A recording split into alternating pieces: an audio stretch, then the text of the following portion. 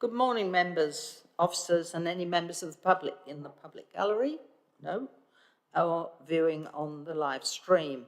Welcome to the meeting of the Grants Advisory Committee. My name is Councillor Sue Ellington, and I'm usually the Vice Chair of the Grants Committee. However, the usual Chair, Councillor Jose Hales, is not with us today, so I'll be chairing this meeting.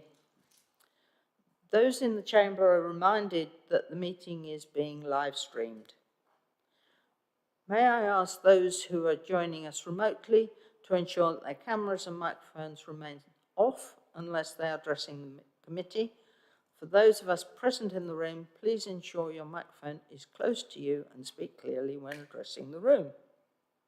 Right, to business. Apologies for absence. Anybody? Just the apologies from Councillor Jose Hales. Thank you, Chair. Thank you. I think we usually have a session where we just say who's who in the chamber, don't we? You can if you like. We have changed that, but if you're welcome to go around. Well, yes, I think it'd be useful. Okay. Well, can I just ask the councillors to say who they are? Thank you. Good morning, Chair. Good morning, everyone. Councillor Peter Sanford, one of the members for Caxton and Papworth Ward. Good morning, I'm Sunita Hansraj. I'm Councillor for Histon and Impington. Good morning, everybody. It's Bill Handley. I'm one of the councillors for the villages of Over and Willingham. Thank you. Officers, can I start? Hi, I'm Emma Dyer. I'm a development officer from the communities team. Thank you.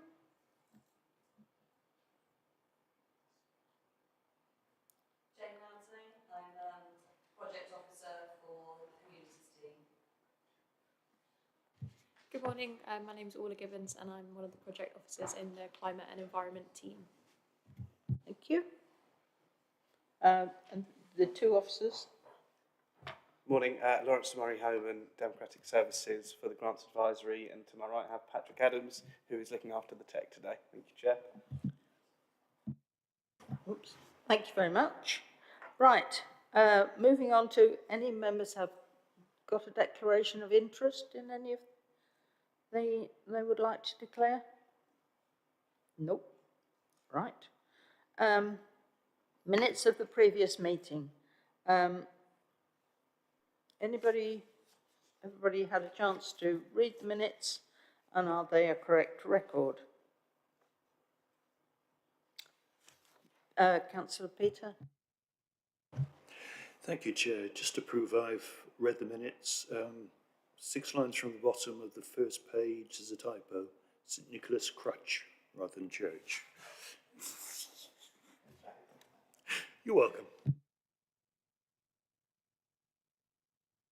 Thank you. Anybody else? Right. I move to approve the minutes as a true and accurate record. Everybody happy? Fine. The committee therefore agrees to the approval of the minutes of the meeting on the 25th of January 2024 as a true and accurate record of by affirmation. There's no public questions that I've seen. Good. Right. Just joined us. Would you like him to say hello? Oh, yes. Good morning, John. Would you like to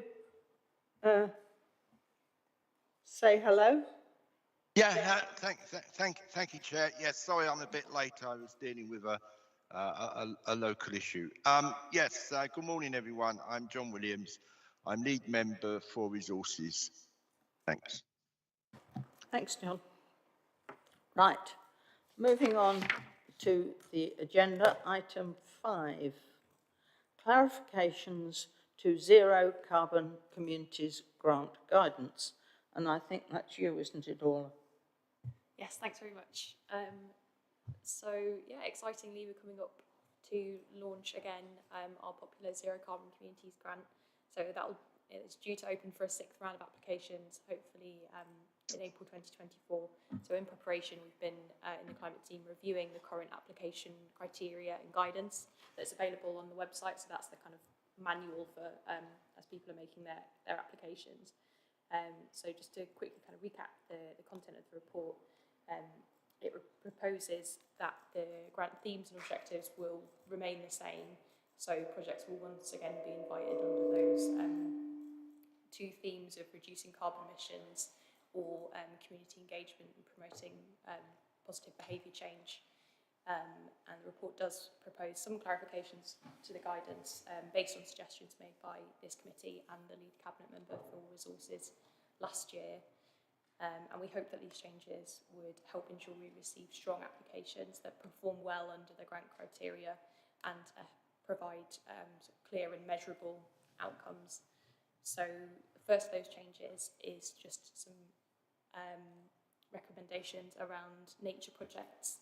So no nature projects were funded in the last grant cycle, even though some were received. That was under the community engagement theme. That's because these applications didn't sort of adequately demonstrate that the project was going to engage people on climate issues or promote behaviour change, even though the applications outlined really valuable sort of practical plans for nature recovery.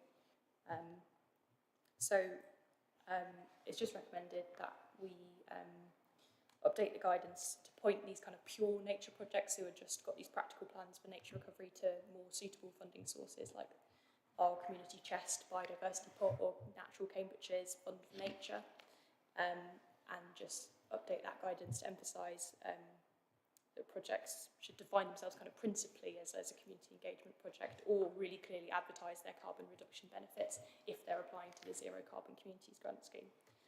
And then secondly, around solar PV projects, always really popular under this scheme, and members commented last time on there were some variations in costs between solar PV projects that seem to be delivering sort of similar outcomes, and while sort of seeking multiple quotes has always been recommended before and sort of encouraged, we're now going to sort of formally request that any solar PV projects are providing us with 3 separate quotes to kind of ensure that value for money. And then lastly, the report's proposing more prescriptive guidance around calculating avoided carbon dioxide emissions, because again, while we kind of recommend they use the methodology that we provide, not everybody does, and then that makes it sort of more difficult to compare these projects like for like, and we do try to find a figure for the kind of avoided carbon emissions they're promising per pound of funding requested. So yeah, that's a summary of the proposed changes in the report. Thanks very much. Thank you. Can I just ask for a point of clarification? I was slightly confused that the first document in our papers had also got some yellow marking in, and then this one had got included that yellow marking, and I was just confused as to why I got 2 papers that you've got some markings in it. I can find it on page 10, and it was just a bit confusing. So there was no specific reason for that. No, apologies. That was just a mistake. Just confusion. Yeah, so That's okay, one of then. the appendices should be the current guidance without any highlighting. The second one is the changes highlighted. So sorry about that. Can I open it to the members of the committee? Bill? Hello. Yes, I'd like to ask all the community engagement. How successful do you think it's been? Have people engaged and really delivered on it? Is this for any sort of particular projects that we funded in the past, or just how that category of the grant is functioning? I was just interested in if how the category has panned out, really. Yeah, I would say very well. I think there have been some really positive projects that have been funded. One specific example from last year would be Cambridge Carbon Footprint's repair cafe network. So I think repair cafes have been springing up a lot around the district very visibly and are an amazing way into talking about climate change while providing really practical support as well. So I think, yeah, broadly we do receive applications under that category that have outlined really valuable plans for community engagement. So yeah, we're very happy that theme functions well, and that's why we proposed it. It remains one of the two themes. Yeah, there was nothing behind my question. I was genuinely interested, that's all. I haven't heard any bad reports or anything else. I was just interested. I don't want to stifle debate, but I mean, this is pretty much, moving forward as we have been, and it's been incredibly successful. So I don't have any real problems with continuing with Miss, but I'll leave others to discuss it as well, of course. Thank you, Bill. Any comment? Peter? Thank you, Chair. Calculating avoided emissions seems like a pretty esoteric and possibly difficult thing for applicants to do. I'm hoping we guide them through step by step to come up with the appropriate answer. We're not just leaving them to it.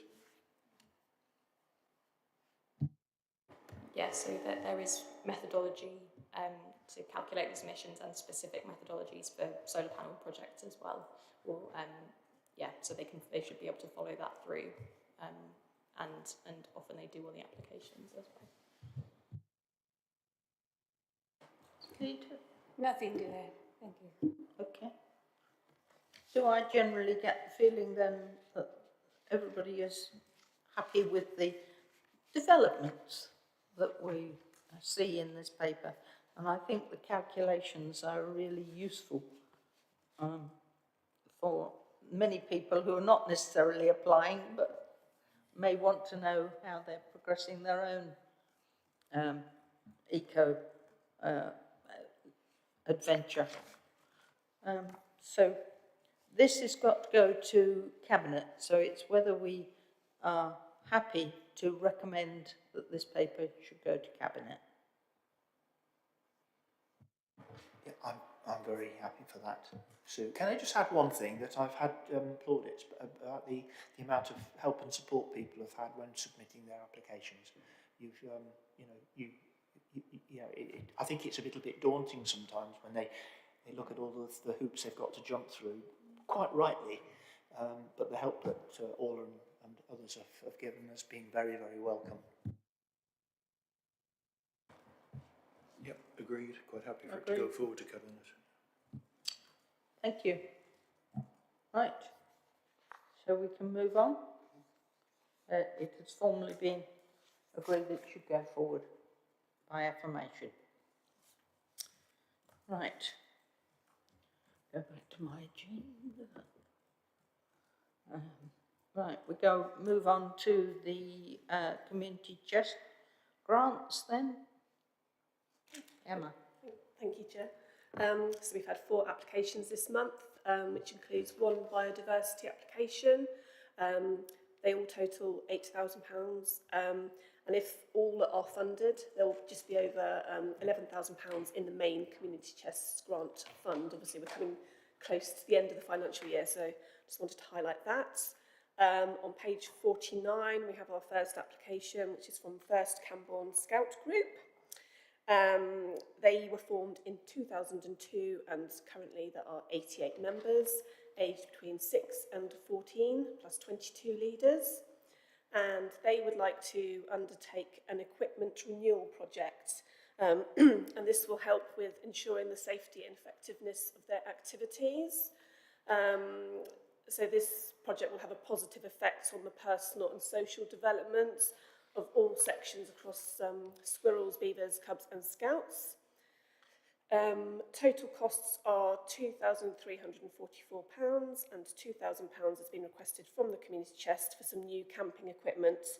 You can see what they've requested. So we have tents, hot water gas boiler, some long-handled tongs and a duty patrol box for camping utensils and cooking equipment. The remaining shortfall will be funded from, they had a recent Christmas tree collection event, so that's what will cover that. They have said that further funding will be required for 4 more tents, and that Camborne Town Council will be approached for this via their community grants. But a decision on this won't be made until after their March meeting, so we don't have any sort of firm sort of confirmation on that at the moment. We have support from all 3 district councillors from Camborne. Thank you very much. Thank you. Any comments from members? Sunita? I think this is wonderful. It gets the scouts out and about in nature, and I think I fully support this.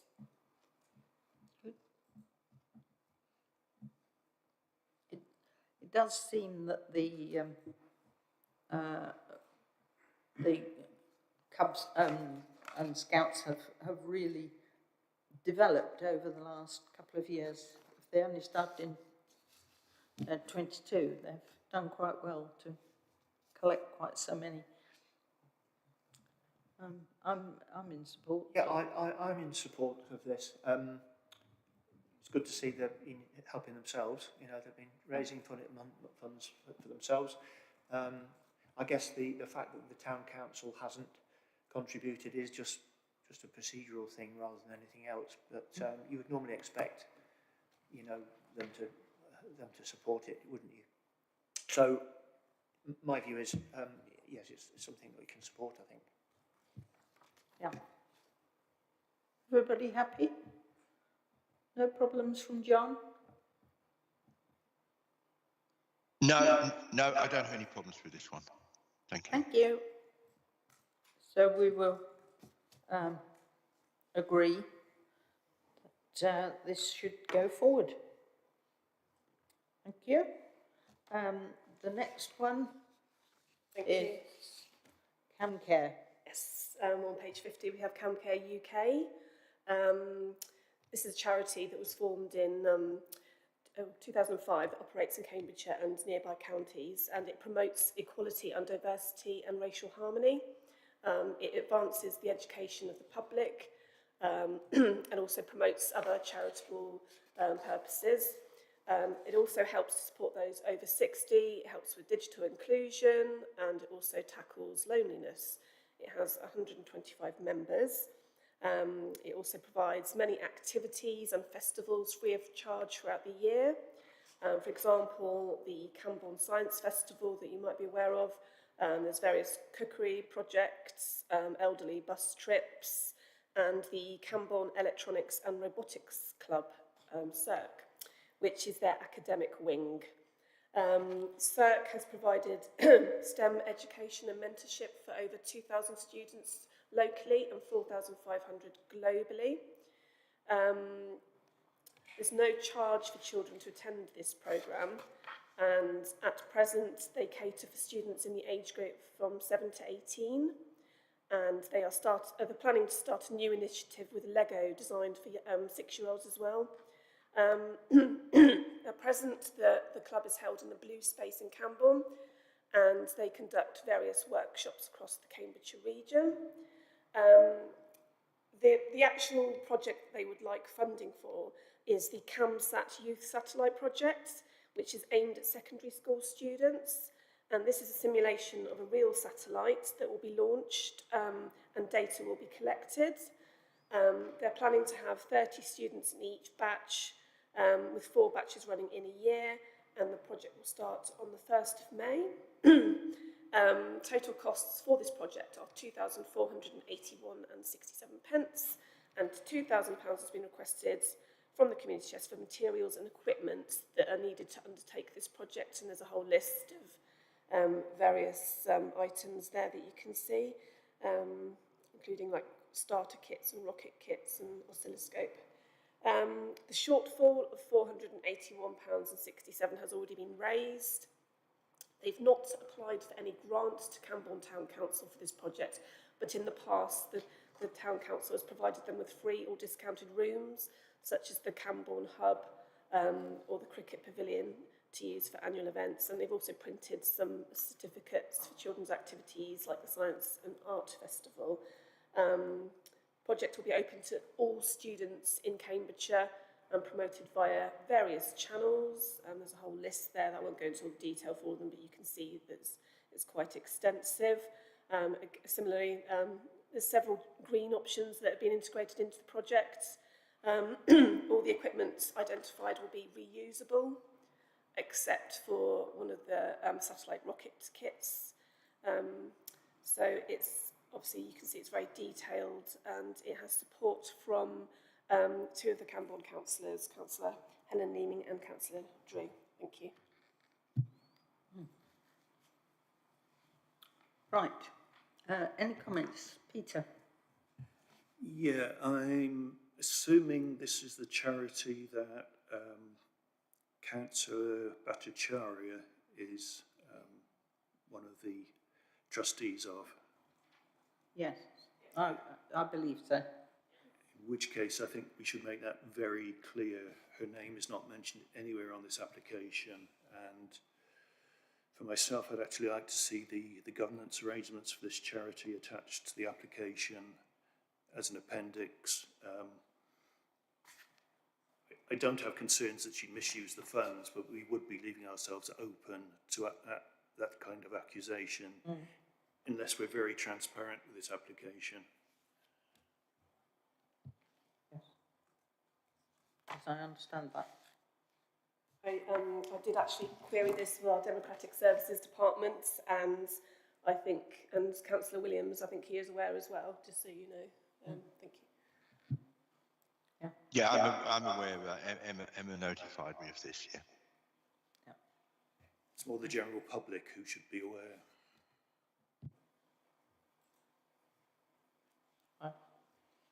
I think we can be happy that that will be included. Yes. Any other comments?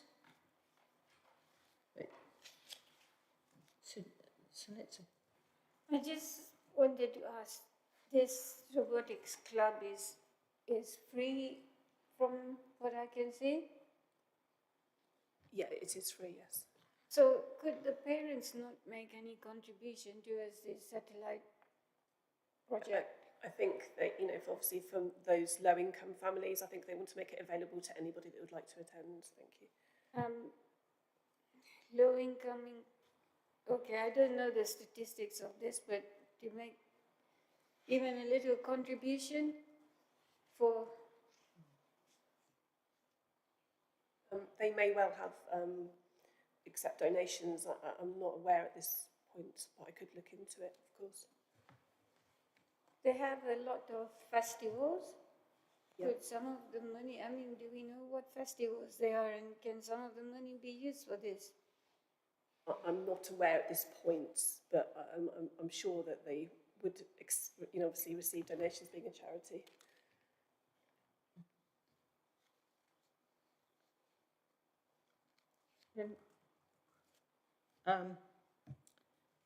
Anything from Bill?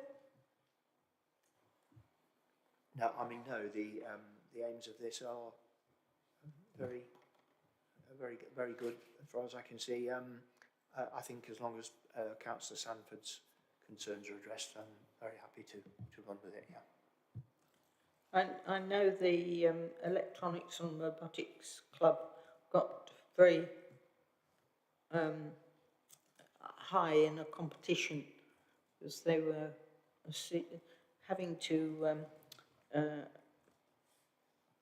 outsource more space for the children, the young people, to practice with their robotics. They were going around all the village halls to try and find more space for them. So there must be additional funding included from parents and so on to access that sort of delivery. So are we happy with this proposal? You're happy, John? Yes, I'm happy, Chair, with this proposal. Thank you. So we say yes, please, to that one. Thank you. Right, and the next one, Girton Local Nature Recovery Plan Group. Thank you. So page 53, this is a working subgroup of Girton Parish Council. They formed just over a year ago and have developed a 10-year plan to encourage community awareness and inspire action, to enhance and extend wildlife habitats and to increase biodiversity. They would like to refresh the Alice Hibbert Ware Memorial Garden.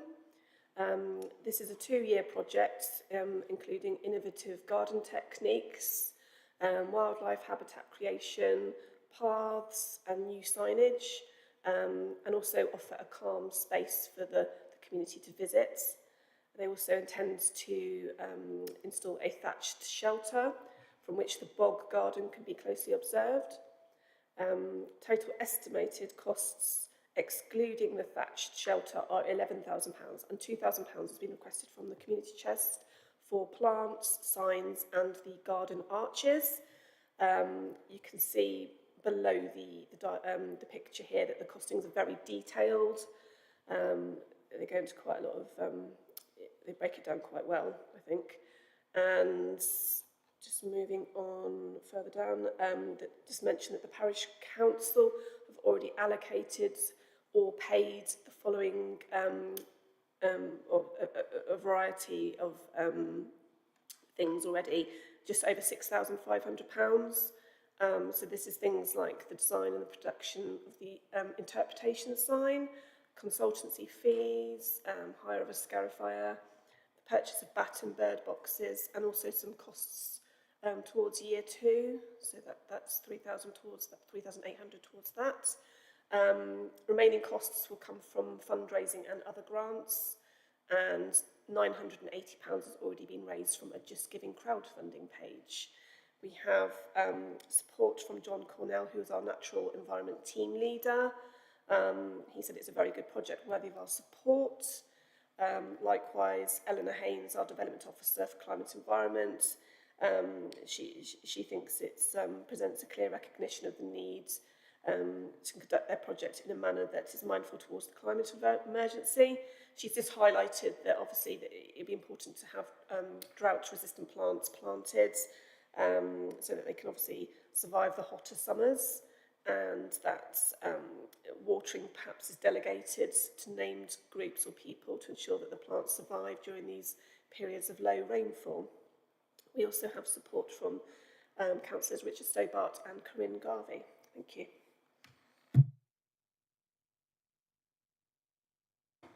I think this is a lovely project, and I wish them success. I hope we approve of it.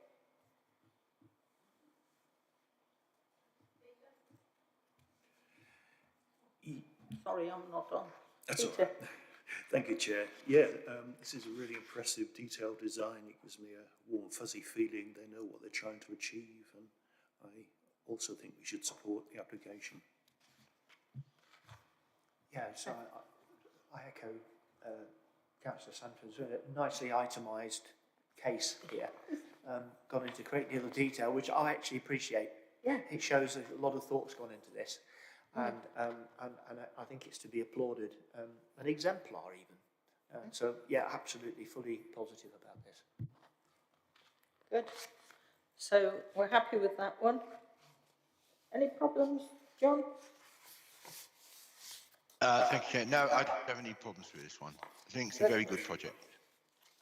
Certainly looks as if it's going to brighten that area up anyway. So yes, we agree by mutual consent. Right, and we move finally on to Hardwick Preschool. Okay, this is on page 59, and the application was first presented at Grants Advisory Committee back in April 2023. The preschool, if you remember, is a purpose-built mobile classroom. It has an enclosed outdoor area within the grounds of Hardwick Community Primary School, and their plans were to improve the outside area of the preschool, with which includes a large section of shaded bare ground. Within the middle of the resurfaced area, They wanted to include an embedded nature area for children to explore. I'd just like to, there were obviously some further questions from that meeting that we had back last year, pending some information, and this is whether a formal agreement between the preschool and Cambridgeshire County Council or the school could be sought, and whether the proposed area would be suitable for a hedgehog dwelling, given that it was enclosed within an area of tarmac and artificial grass. They've come back to us and said that consent has been given by Cambridge County Council for permission for the canopy area over digging the pits and the artificial grass. They've also said that there's no fixed term lease, but there is a formal agreement that does exist, so that's important to note. They've also agreed that a hedgehog house, although lovely, would probably never be inhabited due to the hustle and bustle of about 26 children playing near it. So they've confirmed that. So that's interesting. They've also given us some further updates as well.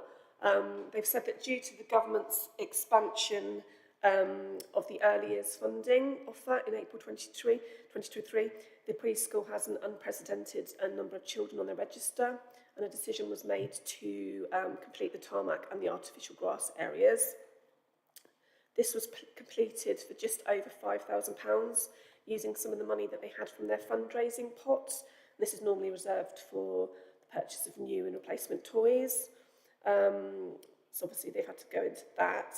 The Parish Council have contributed £1,000 and Hills, which is a local property developer, have provided a donation of £500. They've also adapted the project going forwards to include the planting of insect-attracting plants, bug hotels and bird feeding stations, and that's in the raised bed wildlife area. And they'd like to create a sensory garden. So to complete the project, £2,207.63 is now required. They're still requesting £2,000, and this is specifically for the creation of a wooden frame and a deck for the water and the sound walls, to repair the digging pit and to complete an area with bark chippings. And also there's two small sheds that they'd like to put in, one for literacy and one for numeracy. And Hills will be contacted again to see if they can provide any further funding. We also have obviously support from the councillors that we had before, so that still stands, so thank you. So they've had a bit of a rethink since we deferred, basically. Any comments?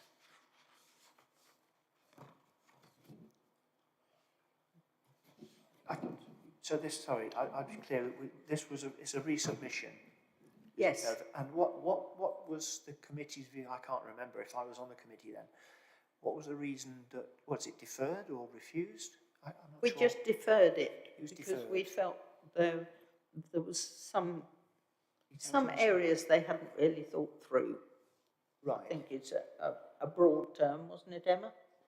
I think you just wanted a little bit more clarification on the formal agreements between the preschool and the Cambridge County Council, and also about the hedgehog dwelling as well. Yeah. It was, they were developing land that wasn't really theirs, and whether the county council would be happy of them doing so. Well, that was the one thing that I was going to raise again. Yeah. Whether or not that still remains a problem. I think at the top of page 61, consent given by the county council for the canopy area and digging pit and so on. I guess being the county council, they're not going to get kicked off quickly. And I mean, if it was privately owned or something like that, then there's always a risk that they might get everything set up and then find themselves out of a home. So I'm being cynical, sorry, but yeah, if the county council are happy.